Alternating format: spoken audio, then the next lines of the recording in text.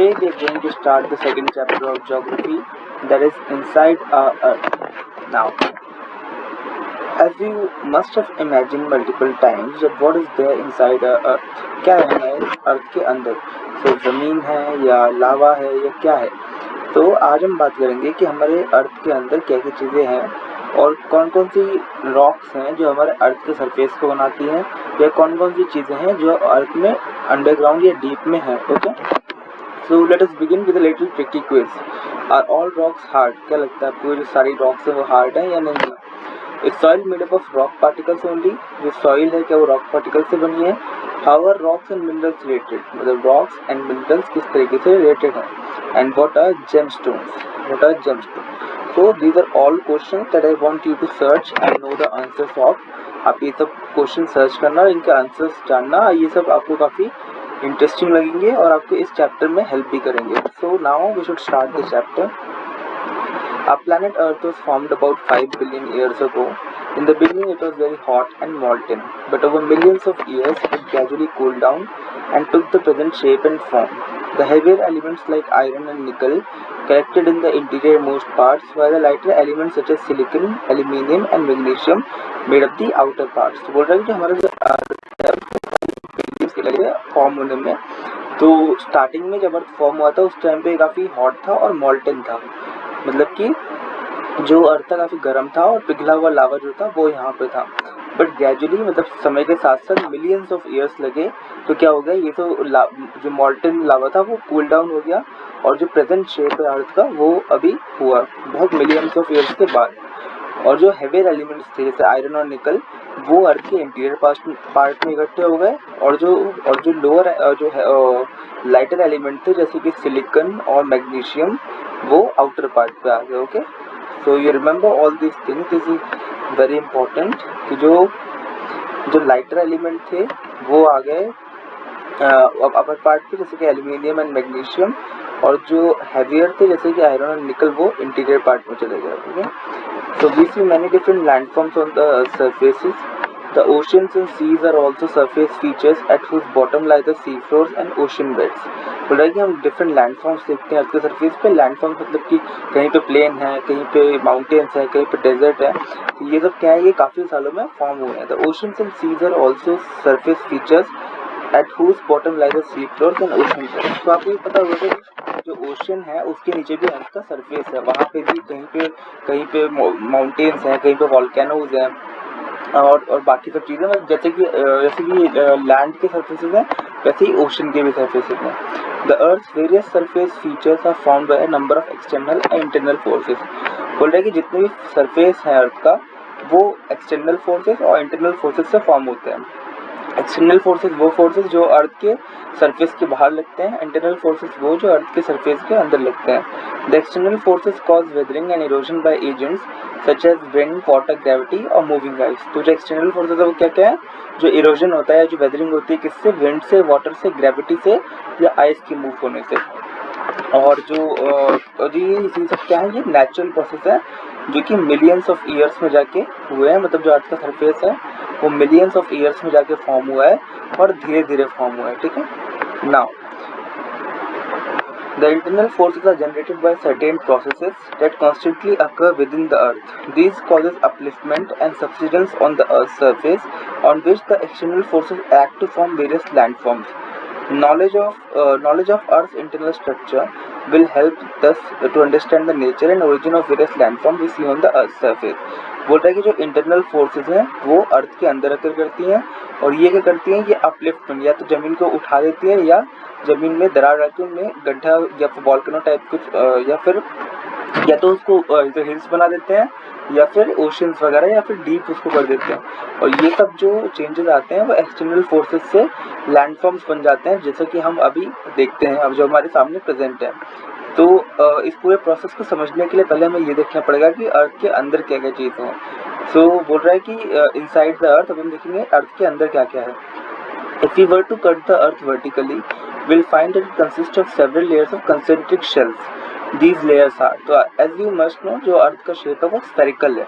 बोल रहा है कि अगर हम वर्टिकली काट दें, मतलब कि अर्थ को ऊपर से कट करें तो क्या होगा, कुछ कंसेंट्रिक सर्कल्स बन जाएंगे। कंसेंट्रिक सर्कल्स मतलब वो सर्कल्स जिनका जो मिड पॉइंट होगा वो सेम होगा, मीन्स जो उसका मिड पॉइंट होगा वो सेम होगा। तो अगर इसको हम अर्थ को वर्टिकली काट दें तो हमें 3 ऐसे सर्कल्स मिलेंगे जो कि 3 लेयर्स होंगी अर्थ की। वो 3 लेयर्स क्या है, क्रस्ट, मेंटल और कोर। जो क्रस्ट है वो आउटर मोस्ट लेयर है, मेंटल मिडल वाली लेयर है, और जो कोर जो है वो डीपेस्ट लेयर है अर्थ की। वो सबसे पहले हम बात करेंगे क्रस्ट के बारे में। The top most solid layer of the earth is called its crust. A major part of information about the crust is obtained from the seismic waves that are generated during an earthquake। तो बोल रहा है कि जो top most layer है अर्थ की वो क्या है, वो क्रस्ट है। और इसके बारे में जो मेजर इन्फॉर्मेशन मिलती है वो कहाँ से मिलती है, जब अर्थक्वेक आता है उससे जो सीस्मिक वेव्स जो जनरेट होती हैं उससे इन्फॉर्मेशन मिलती है क्रस्ट के बारे में। An analysis of these seismic waves tells us that the Earth's interior comprises of various materials in solid, liquid or viscous state due to highly extreme temperature and pressure inside the earth। तो बोल रहा है इन seismic waves को, मतलब कि जो waves जो आती हैं अर्थक्वेक के टाइम से, उनसे हमें पता चलता है कि अर्थ के अंदर क्या है, बहुत सारे मटेरियल जो कि सॉलिड, लिक्विड या गैसेस फॉर्म में प्रेजेंट है। और ऐसा इसलिए है क्योंकि जो अंदर जो टेम्परेचर है अर्थ के वो बहुत ज़्यादा हाई है और जो प्रेशर है वो भी बहुत ज़्यादा हाई है, जिसकी वजह से जो सब्सटेंसेज हैं वो इस तरीके से एग्जिस्ट करते हैं अर्थ के अंदर। Now the crust is the thinnest shell of the earth. बोल रहा है कि जो क्रस्ट है, जो मतलब टॉप लेयर है जो अर्थ का, वो सबसे थिनेस्ट लेयर है। मतलब क्रस्ट मेंटल कोर में से जो थिनेस्ट लेयर है वो कौन सा है, वो क्रस्ट है। और इसकी जो थिकनेस है वो 8 किलोमीटर टू 50 किलोमीटर तक वेरी करती है। मतलब कुछ जगहों पे जो क्रस्ट है वो 8 किलोमीटर हो सकता है, कुछ जगह पे 50 किलोमीटर हो सकता है। बोल रहा है क्रस्ट की फिर 2 लेयर्स हैं, फर्स्ट है अपर क्रस्ट और सेकेंड है लोअर क्रस्ट। तो बोल रहा है the crust is also called the sial as it comprises mainly silicon and aluminium। इसमें जो मेन कंपोनेंट्स है क्रस्ट में वो कौन से हैं, सिलिकन और एल्यूमिनियम। जैसे कि हमने शुरू में पढ़ा कि जो लाइटर एलिमेंट्स थे वो ऊपर आ गए, सिलिकन और एलिमेंट क्या थे, वो एल्यूमिनियम क्या थे, वो लाइटर एलिमेंट थे, इसलिए वो ऊपर आ गए। और ये किसमें, ये क्रस्ट में फॉर्म होते हैं, इसलिए क्रस्ट को इसके सियाल भी कहते हैं।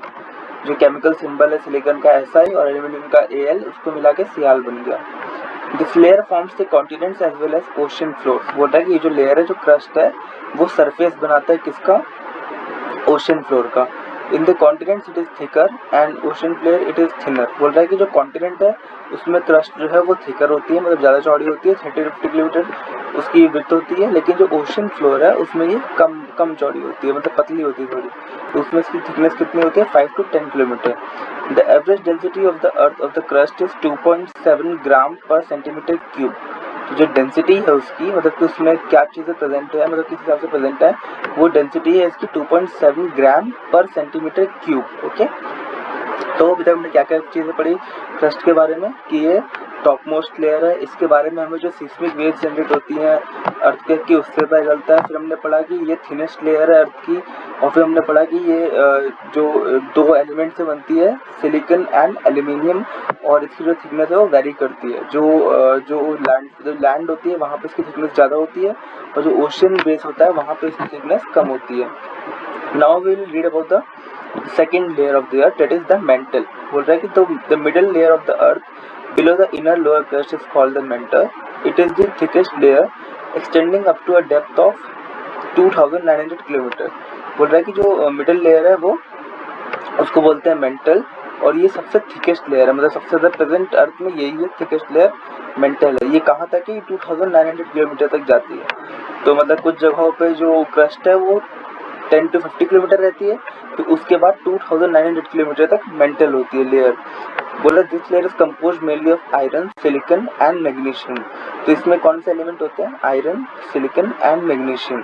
और उसमें कौन से थे, क्रस्ट में थे एल्यूमिनियम एंड सिलिकन। ओके, इसमें एल्यूमिनियम तो नहीं है, लेकिन मैग्नीशियम, सिलिकन और आयरन है। Most of the Earth's mass is contained in the mantle, and its average density is between 3.5 to 5.5 gram per centimeter cube।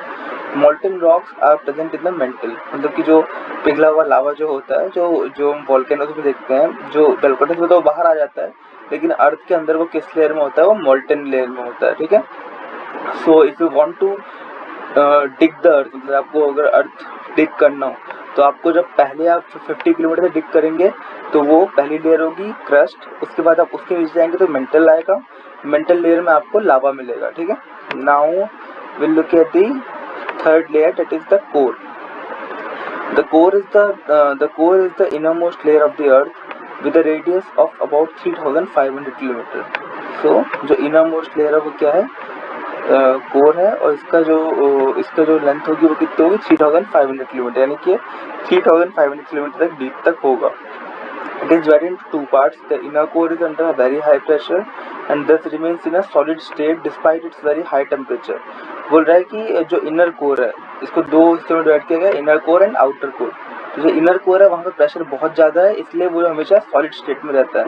Pressure ज़्यादा होगा तो फिर सॉलिड स्टेट में क्यों रहेगा, क्योंकि जो उसके पार्टिकल्स हैं वो एक दूसरे से बाइंड होंगे अच्छे से, इसकी वजह से वो सॉलिड स्टेट में रहेगा.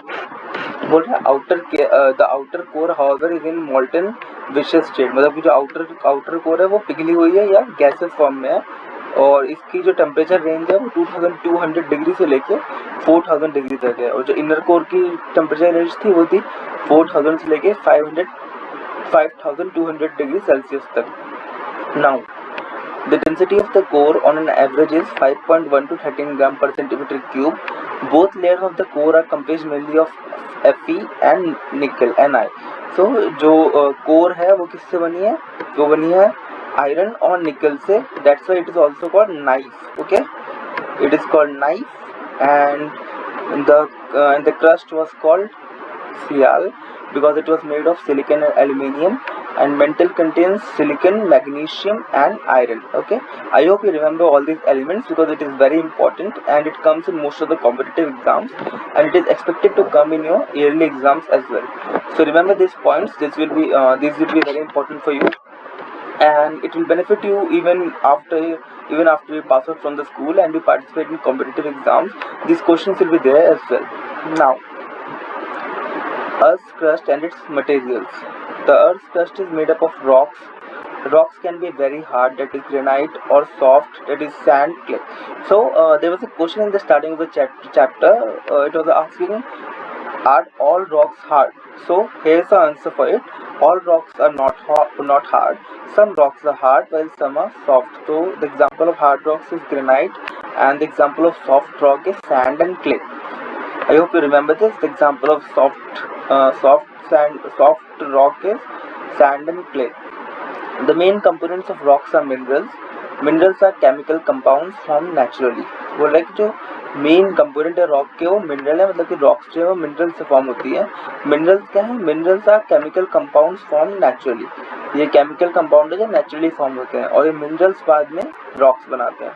These inorganic compounds may be formed of various elements in a definite proportion, that is quartz, SiO2. Minerals may also be made up of single elements such as gold, sulfur or graphite. Each mineral has a definite chemical composition and distinct physical characteristics. Rocks which contain minerals and which can give us metals are called ores. तो बोल रहा है कि rocks, the ऐसी rocks जिनके अंदर metals होते हैं या मिनरल्स, कुछ ऐसे मिनरल्स या मेटल्स होते हैं जिनको हम एक्सट्रैक्ट कर सकें अपने यूज़ के लिए, जैसे कि आयरन हो गया, कॉपर हो गया, गोल्ड हो गया. ऐसी रॉक्स को हम ओर्स बोलते हैं. मतलब वो रॉक्स जिससे हम मेटल्स एक्सट्रैक्ट कर सकें, जैसे कि गोल्ड माइनिंग होती है या आयरन माइनिंग होती है, कॉपर माइनिंग होती है, ये सब कहाँ से होती है, ओर्स से होती है. तो ऐसी रॉक्स को ओर्स कहते हैं. Some mineral form crystals that are rare and thus are called precious stones or gemstones. तो बोल रहे कुछ जो मिनरल्स हैं वो क्रिस्टल्स बना लेती हैं, मतलब कि चमकने लगती हैं, या वो डायमंड टाइप जो आपने चीज़ देखी होंगी वो क्या रहते हैं, वो जेम स्टोन्स हो जाते हैं. जेम स्टोन्स आपने देखे होंगे, सुना होगा कभी कि जो एकदम शाइनी और क्रिस्टल फॉर्मेशन में जो स्टोन्स होते हैं वो जेम स्टोन्स होते हैं. Now we'll look at the further classification of the rocks. Now rocks are further classified into three types, that is igneous, sedimentary and metamorphic. Okay, so before we move on to rocks, I want to summarize what all we have learned so far. So first of all, we have learned about the structure of the earth. It contains three layers. The topmost layer is crust, middle layer is mantle and the deepest layer is core. Now the core is further divided into two parts, that is inner core and outer core.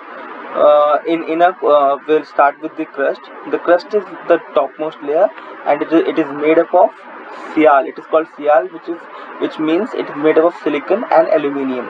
Now, we know about the characteristics of the core through the seismic waves that are generated through the earthquake. Now, the middle layer is mantle. It is the thickest layer, and it is made up of iron and magnesium and silicon. And the deepest layer is core. It has very high temperature and very high pressure. So I hope you remember all these characteristics. These are very important, and you should remember it, right? Now we'll look at the types of rocks. We'll look at the type of rocks. The first one is igneous rocks. So these are called primary rocks. The igneous rocks are primary rocks, and these are formed when molten magma cools down and turns into solid rock. तो बोल रहा है कि जो लावा होता है जब वो ठंडा हो जाता है उससे जो रॉक्स बनती हैं वो होती हैं इग्नियस रॉक्स, और इनको क्या कहते हैं? प्राइमरी रॉक्स भी कहते हैं। इग्नियस रॉक्स है further classified into exclusive and intrusive. तो बोल रहा है कि जो इग्नियस रॉक्स हैं उनको फिर बाद में दो कैटेगरीज में डिवाइड किया। First one is exclusive igneous rock and the second one is intrusive igneous rocks. तो एक्सक्लूसिव इग्नियस रॉक्स वो होती हैं कि जो मॉल्टन लावा है, मतलब कि अर्थ के अंदर जो लावा है जब वो जमीन पे बाहर आने के बाद पिघलता है और तब जो रॉक बनती है वो होती है एक्सक्लूसिव इग्नियस रॉक। ठीक है, मतलब कि जो मॉल्टन लावा है अर्थ के अंदर जब वो अर्थ के बाहर आके कूल डाउन करे और उसका मतलब जो तब जो रॉक फॉर्मेशन होगा वो होगा एक्सक्लूसिव इग्नियस रॉक। बोल रहा है कि जब वो लावा जो अर्थ के बाहर आ जाता है वो तुरंत ठंडा हो जाता है, इसलिए जो ये रॉक जो बनती है वो सॉलिड रॉक्स होती हैं और इनको वॉल्केनिक और एक्सक्लूसिव रॉक्स भी कहा जाता है। ठीक है, now the second type is intrusive igneous rocks. Intrusive igneous rocks क्या है? When molten magma cools slowly and crystallises with in the earth crust. बोल रहा है कि अगर क्या बोलते हैं अर्थ के अंदर ही जो मोल्टन लावा है वो कूल डाउन हो जाए और क्रिस्टलाइज हो जाए तो वो क्या होते हैं? वो इंट्रूसिव इग्नियस रॉक्स फॉर्म कर देता है। बोल रहा है examples of exclusive rocks are pumice and basalt. बोल रहा है कि जो एग्जांपल है एक्सक्लूसिव रॉक के वो क्या है? Pumice and basalt. और जो डेक्कन प्लेट्यू है वो बसाल्ट रॉक से ही बना है, मतलब कि वो एक्सक्लूसिव इग्नियस रॉक से ही बना है। एंड इंट्रूसिव रॉक्स एग्जांपल क्या है? ग्रेनाइट है, मतलब कि जो ग्रेनाइट जो होगा वो थोड़ा सॉफ्ट होगा, तो इसलिए क्या होगा? ये इंट्रूसिव इग्नियस रॉक्स एग्जांपल है। ग्राइंडिंग स्टोन्स जो होते हैं जिससे हम ग्राइंड करते हैं चीज़ें, वो भी इंट्रूसिव इग्नियस रॉक्स के एग्जांपल्स हैं। Right? Now we'll look at the second type of rock, that is sedimentary rock. Igneous rocks keep breaking, cracking and disintegrating due to weathering action of water, wind, sun and rain etc. The smaller pieces and particles get transported by wind, water and moving ice and are collected at places in forms of sediments. These gradually get compressed by their own weight, hardened into rocks having visible layers. These rocks contain not only minerals but also plant and animal remains that fossils that once lived and died in these places. Sandstone, limestone, mudstone etc. examples of sedimentary rocks. So sedimentary rocks क्या है कि जो igneous rocks हैं जब उनमें weathering होती है, मतलब कि जब वो टूटती है किससे? पानी से या विंड से या सन से या रेन से, तो टूट के जब वो क्या होती है एक जगह से दूसरी जगह ट्रांसपोर्ट हो जाती है, छोटे टुकड़ों में वो ट्रांसपोर्ट हो जाती हैं। फिर छोटे टुकड़े जो होते हैं वो किसी और जगह पर जाके एक्यूमुलेट होने लग जाते हैं और वो धीरे धीरे लेयर फॉर्म करना शुरू कर देते हैं और उससे एक रॉक फॉर्म हो जाती है। तो ये जो आप इस फोटो में देख रहे होंगे ये कोई रॉक्स हैं। ये जो पिक्चर है आपने देखा इसमें लेयर फॉर्म हो गई। लेयर कैसे फॉर्म हुई है? ये लेयर क्या बोलते हैं फॉर्म हुई है जो इग्नियस रॉक से जो हिस्सा टूट के आया वो एक जगह पे एक्यूमुलेट हो गया layer by layer. Over the years वो क्या हुआ? वो एक अलग तरीके की रॉक फॉर्म हो गई जो कि सेडिमेंट्री रॉक हो गई। इसी के अंदर जो रिमेन्स हो गए, मतलब एनिमल रिमेन्स जो हो गए या फॉसिल रिमेन्स हो गए जो उस जगहों पे रहते थे वो भी उसी में दबते चले गए, और तो इसलिए इन रॉक्स में ये भी पाए जाते हैं। इसके एग्जाम्पल क्या हैं? Sandstone, limestone and mudstone. Now we look at the third type of rock, that is metamorphic rocks. As the name suggests, metamorphic rocks are those which have changed their state from an earlier form. These rocks are formed in a rock any type previously found is subjected to different temperature and pressure conditions than those under which the original dry rock was formed. These temperature and pressures are so high that they change the original minerals by various natural processes, that is recrystallization.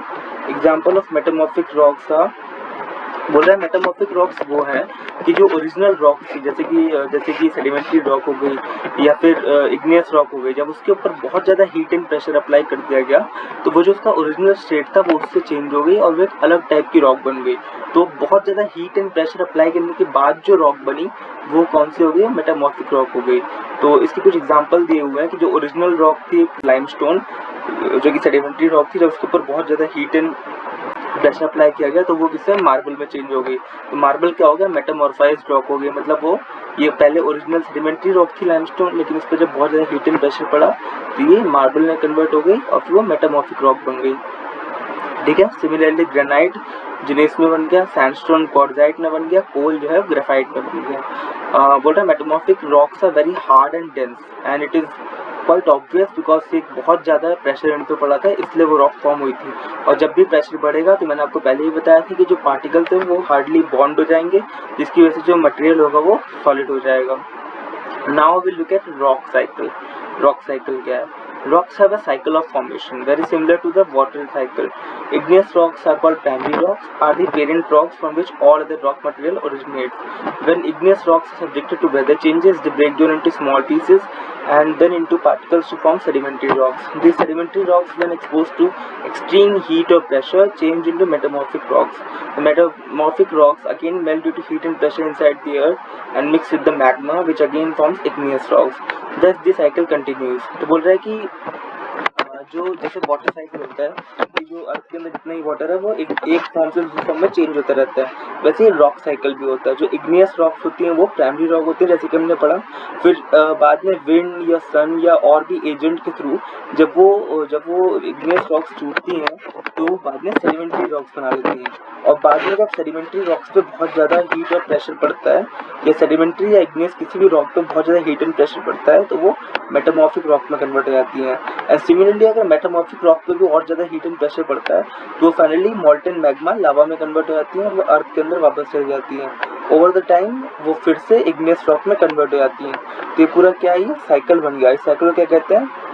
Rock cycle. तो start हुआ लावा से igneous rock बना, igneous rock से sedimentary rock बना, और sedimentary और igneous rock को मिला के मेटामॉर्फिक रॉक बना। मतलब जब सेडिमेंट्री या इग्नियस रॉक को हीट एंड प्रेशर अप्लाई किया गया तो मेटामॉर्फिक रॉक बन गई, और जब मेटामॉर्फिक रॉक को और ज़्यादा हीट एंड प्रेशर अप्लाई किया गया तो फिर से मॉल्टन लावा बन गया। तो it is a rock cycle. अब हम देखेंगे रॉक्स एंड द यूजेस, मतलब ये रॉक्स हैं उनका यूज क्या है। The study of rocks is called petrology. तो जो रॉक की स्टडी होती है उसको क्या बोलते हैं? पेट्रोलॉजी बोलते हैं। The uses of rocks are many and quite varied. Some of the main uses of rocks are as building materials, that is granite, basalt, marble, as fuels, coal and petroleum, as source of chemicals, potash and phosphates, as sources of metals, iron, gold, copper, etc., as sources of precious stones, gems and diamond, as reserves of fossils. तो बोल रहा है कि जो rocks की uses है उसको building material की तरह भी यूज कर सकते हैं, मतलब कि बिल्डिंग में जैसे कि मार्बल हो गया, ग्रेनाइट हो गया, ये सब चीज़ें क्या है? बिल्डिंग मटेरियल है। एज अ फ्यूल भी यूज कर सकते हैं कोल या पेट्रोलियम में। सोर्स ऑफ केमिकल भी यूज कर सकते हैं जैसे कि पोटैश हो गया या फॉस्फेट हो गया, या एज सोर्स ऑफ मेटल भी यूज कर सकते हैं, आयरन, गोल्ड, कॉपर, या फिर एज प्रेशियस स्टोन, या फिर as a reserve for fossils. तो ये क्या है? रॉक्स के यूजेस हो गए। So that's it for the chapter. I'll summarize the chapter for you once again. First of all, we have read about the structure of the अर्थ। सबसे पहले क्या है? क्रस्ट है, मेंटल है, कोर है। फिर उसके बाद क्या पढ़ा हमने? रॉक्स के बारे में पढ़ा, जिससे कि ये स्ट्रक्चर ऑफ फॉर्म हुआ। रॉक्स के फिर हमने 3 टाइप पढ़े, igneous, sedimentary and metamorphic. Igneous के हमने 2 टाइप पढ़े, intrusive igneous and extrusive igneous. फिर हमने सेडिमेंट्री और मेटामॉर्फिक रॉक पढ़े, फिर हमने रॉक साइकिल पढ़ी, एंड आखिरी में हमने रॉक और उनके यूजेस पढ़े। सो that's it for the chapter. All I want is you go through the chapter again, और जितने भी फैक्ट्स हैं, जितने भी इंपॉर्टेंट चीज़ें मैंने बताई उसके एक बार अंडरलाइन कर लीजिए and just go through the chapter again. I hope it is clear to you and thank you so much.